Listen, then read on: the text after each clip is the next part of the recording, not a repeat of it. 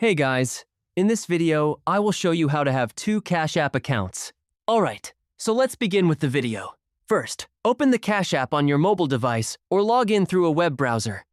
Once you're on the home screen, tap on your profile icon.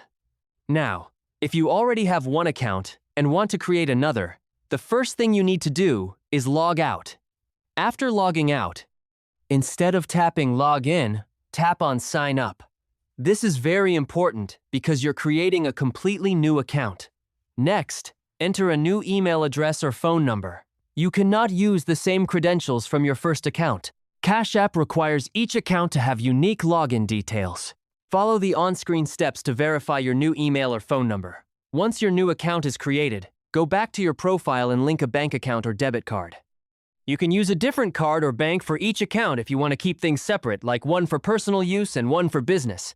Another option you can try is using one personal and one business account on Cash App on the same device. Cash App actually allows you to maintain both a personal account and a business account at the same time, which is enough for most users who need two accounts for different purposes.